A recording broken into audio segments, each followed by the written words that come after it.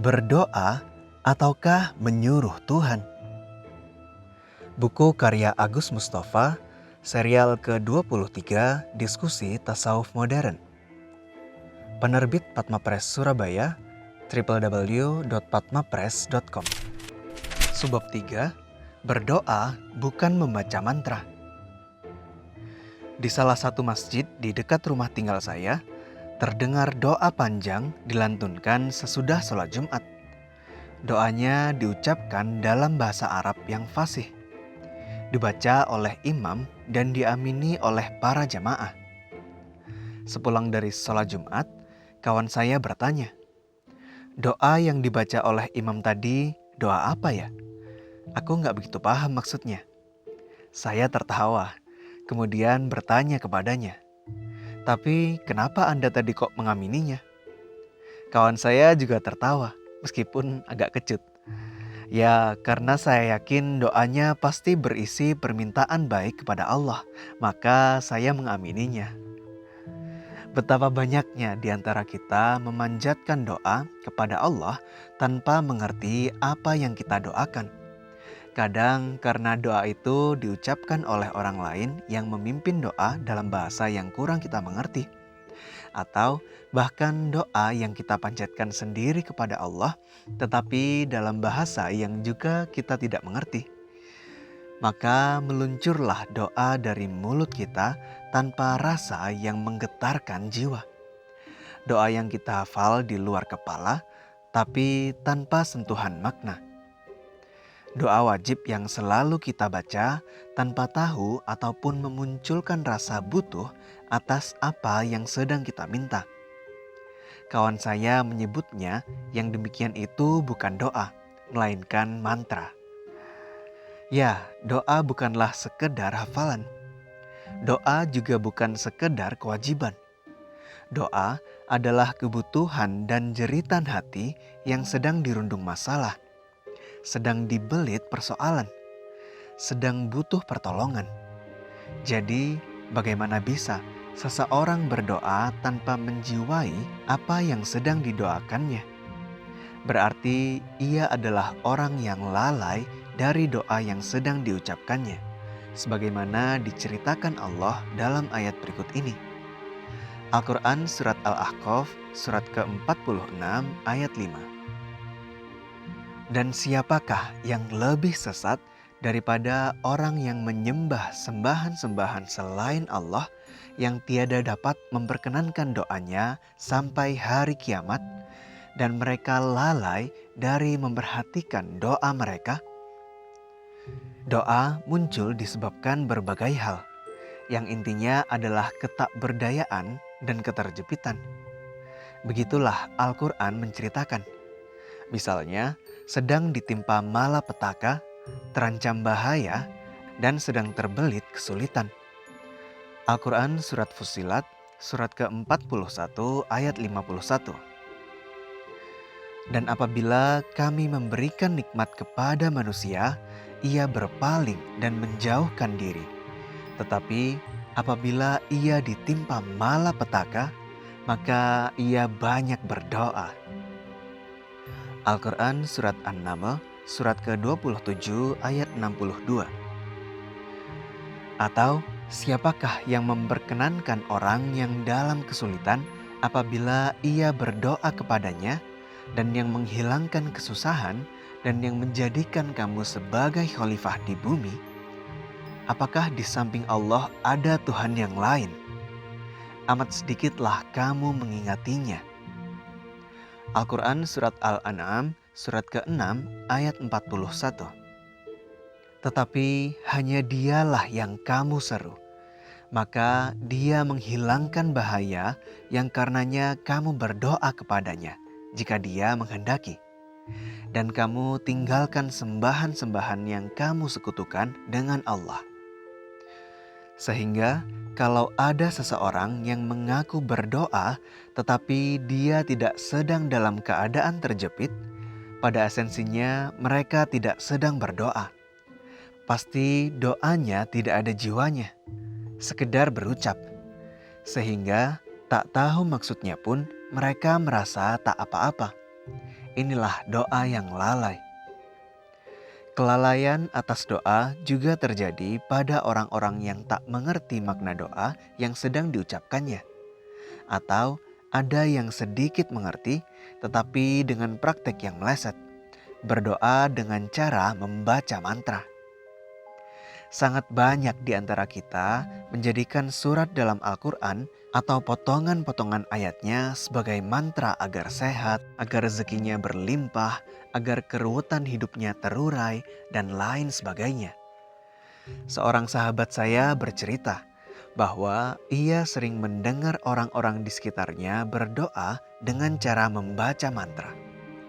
Suatu ketika, temannya mengalami masalah keluarga yang ruwet. Pertengkaran hebat terjadi antara ia dan istrinya. Anak-anaknya ikut terlibat, dan dampaknya sangat mengganggu ketenangan kerjanya. Bisnisnya pun merosot karena tidak fokus. Bahkan akhirnya kesehatannya ikut terganggu. Maka ia datang kepada guru spiritualnya untuk memperoleh nasihat dan mencari jalan keluar dari keruwetan hidupnya. Sang guru spiritual membekalinya dengan doa untuk mengurai masalahnya. Doanya tak sulit karena ia sudah hafal di luar kepala, yaitu surat berikut ini. Al-Quran Surat Al-Nashrah, surat ke-94 ayat 1-8. Bukankah kami telah melapangkan untukmu dadamu, dan kami telah menghilangkan daripadamu bebanmu yang memberatkan punggungmu, dan kami tinggikan bagimu sebutan namamu. Karena sesungguhnya bersama kesulitan itu ada kemudahan. Sesungguhnya bersama kesulitan itu ada kemudahan. Maka apabila kamu telah selesai dari sesuatu urusan, kerjakanlah dengan sungguh-sungguh urusan yang lain.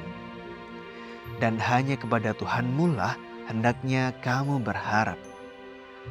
Karena sudah hafal di luar kepala, maka ia tak merasa perlu lagi membaca isinya. Sudah sejak kecil ia sering membaca surat itu. Kini hanya disuruh untuk membacanya berulang kali setiap selesai sholat dan kapanpun sempat. Mudah baginya. Cuma yang perlu diingatnya adalah setiap kali membaca surat itu, ia mesti mengulang-ulang sebanyak 7 kali. Maka rajinlah ia membaca surat itu dalam setiap kesempatan. Dan ia pun bercerita kepada siapa saja yang dijumpainya bahwa ia kini telah memperoleh doa mustajab untuk mengatasi persoalan hidupnya. Meskipun sampai kini persoalannya itu masih belum terurai keruwetannya. Setidak-tidaknya kini hatinya menjadi lebih tenang. Kalau kita cermati cerita di atas, orang yang sedang bermasalah itu tidaklah berdoa kepada Allah. Ia tidak memohon pertolongan kepadanya. Ia hanya datang kepada guru spiritualnya dan kemudian memperoleh bacaan doa dalam tanda kutip yang harus diamalkan. Atau sebenarnya lebih tepat kita sebut sebagai bacaan mantra. Kenapa kok mantra? Ya, karena sebenarnya ia tidak tahu apa yang sedang ia baca. Tak paham maksudnya. Bahkan tak tahu artinya. Ia hanya sekedar mengulang-ulang saja bacaan yang sudah hafal di luar kepala itu. Ia tidak sedang berdoa dan minta tolong kepada Allah. Mungkin yang ada di benaknya adalah wajah sang guru spiritualnya. Dan di lain pihak, keruwetan masalahnya. Kemudian berpadu menjadi sebuah harapan munculnya solusi dari arah yang tak terduga-duga. Sekali lagi, ia tidak melibatkan Allah dalam amalan itu, meskipun ia sedang membaca firman Allah. Sehingga di lain waktu, ia pernah mengatakan kepada kawan-kawannya begini, "Kalau kalian punya masalah yang ruwet, sikat saja dengan Al-Nashrah 7 kali, pasti beres." Walah, ayat Quran kok berubah jadi mantra untuk nyikat masalah. Kata sikat di Surabaya memiliki makna yang kurang lebih sama dengan hantam untuk menyerang musuh. Kawan saya tertawa terbahak mendengarnya. Berdoa kok main sikat-sikatan. Dia meleset dalam berdoa, lalai dari memperhatikan doanya.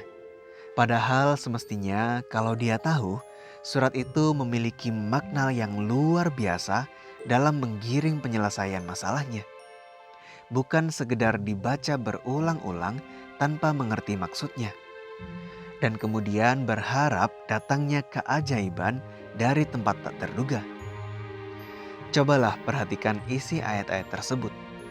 Memang terkait dengan cara-cara menyelesaikan persoalan berat yang membebani kehidupan Rasulullah Shallallahu Alaihi Wasallam pada waktu itu. Sebenarnya ayat-ayat itu ditujukan Allah kepada Rasulullah, tetapi sekaligus petunjuk bagi kita semua. Rasulullah sedang menghadapi masalah berat dalam perjuangan syiarnya. Orang-orang kafir Quraisy semakin berani mengganggu beliau dan memprovokasi umat Islam. Selain mengejek dan menghina, mereka juga melakukan kekerasan fisik. Maka Allah memberikan motivasi kepada beliau dan pengikutnya dalam menghadapi himpitan itu. Turunlah ayat-ayat tersebut sebagai wahyu ke-69 di periode Mekah. Ayat 1. Bukankah kami telah melapangkan untukmu dadamu? 2.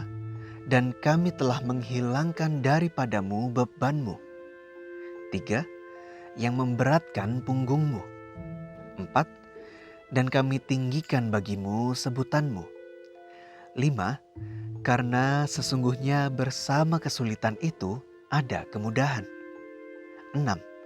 Sesungguhnya bersama kesulitan itu ada kemudahan. 7.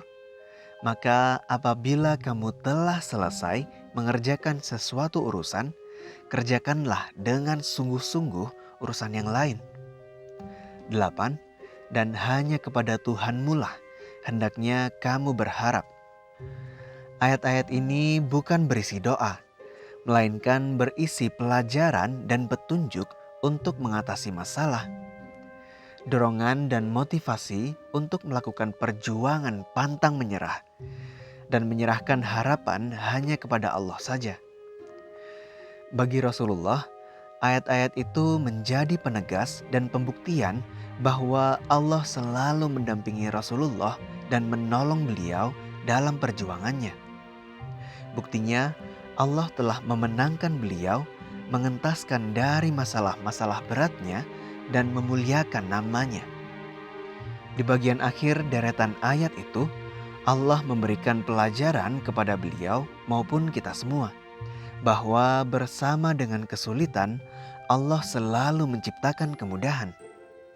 Dan itu diulangi lagi bahwa bersama kesulitan selalu ada kemudahan. Dengan maksud, seorang muslim mestinya tidak takut pada kesulitan ataupun rontok nyalinya hanya karena menemui kesulitan.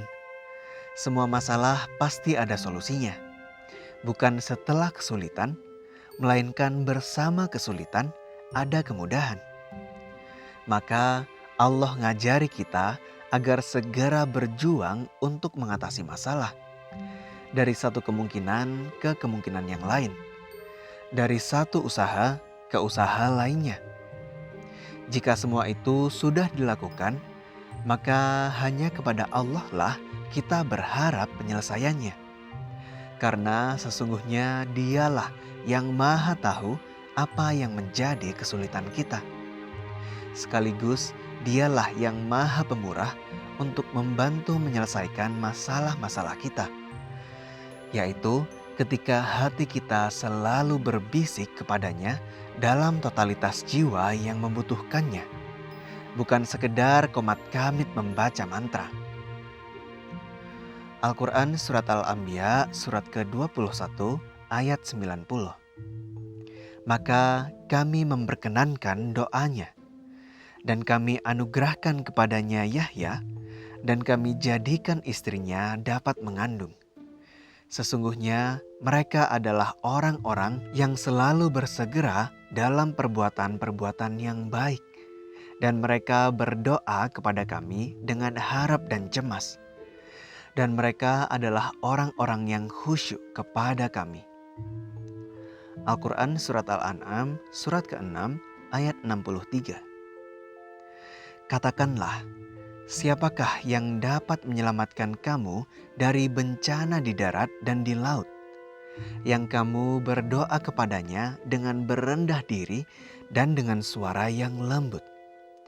Sesungguhnya jika Dia menyelamatkan kami dari bencana ini, tentulah kami menjadi orang-orang yang bersyukur. Selengkapnya bisa Anda dapatkan di www.padmapress.com.